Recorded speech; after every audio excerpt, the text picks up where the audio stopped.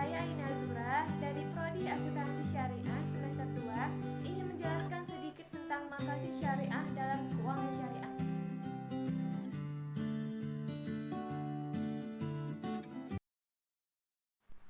Yang pertama yaitu definisi makasih syariah dan sejarah makasih syariah.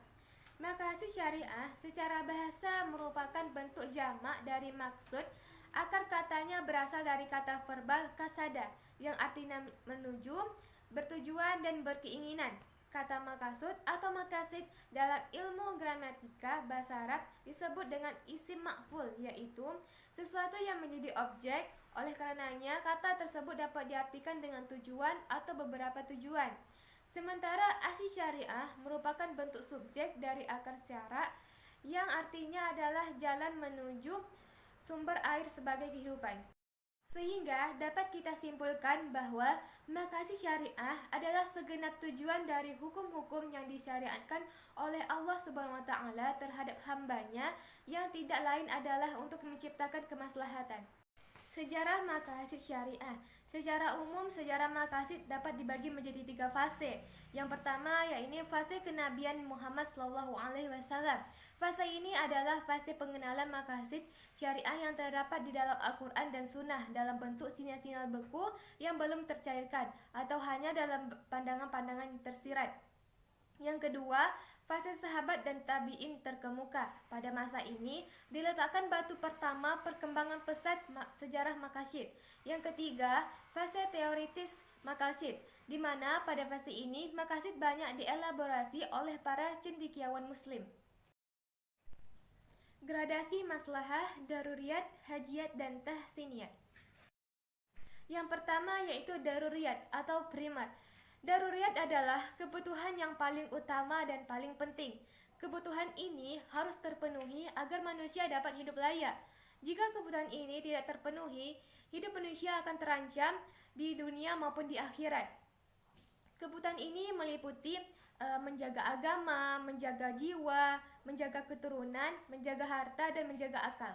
Yang kedua yaitu hajiyat atau kebutuhan sekunder.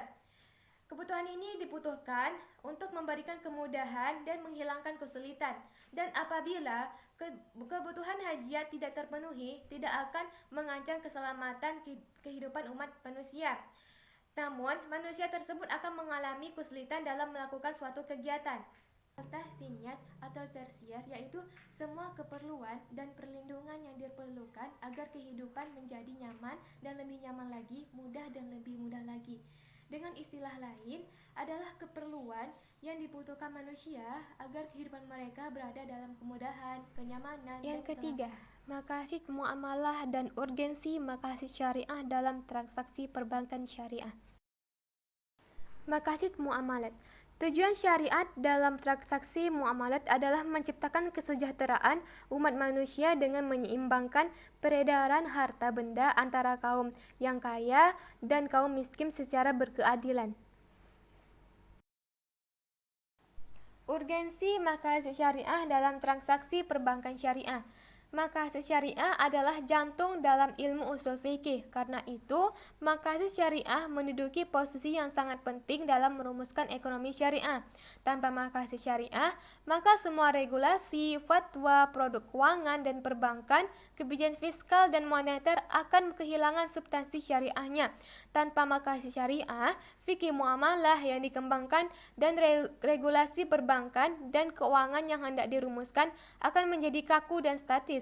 Akibatnya, lembaga perbankan dan keuangan syariah akan sulit dan lambat berkembang. Jadi, penerapan makasid syariah akan membuat bank syariah semakin berkembang dan kreatif menciptakan produk-produk sehingga tidak kalah dengan produk bank-bank konvensional. Aplikasi makasid syariah dalam ekonomi Islam. Implikasi makasid syariah dalam sistem ekonomi Islam. Pada pembahasan ini memiliki 3 implikasi. Yang pertama, makasid dalam proses produksi. Yang kedua, makasid syariah dalam konsumsi. Yang ketiga, makasid syariah dalam kebijakan fiskal. Implikasi maqasid syariah yang pertama yaitu maqasid dalam produksi. Sebenarnya Islam tidak menolak pertimbangan bahwa untuk memproduksi barang dan jasa harus mempertimbangkan for whom to produce, sehingga akan menentukan what to produce. Dengan mengacu pada konsep maslahah sebagai tujuan dari maqasid syariah, maka proses produksi terkait pada dua hal. Yang pertama, produsen dalam Islam tidak hanya mengejar profitability namun juga menjadikan maslahah sebagai barometernya.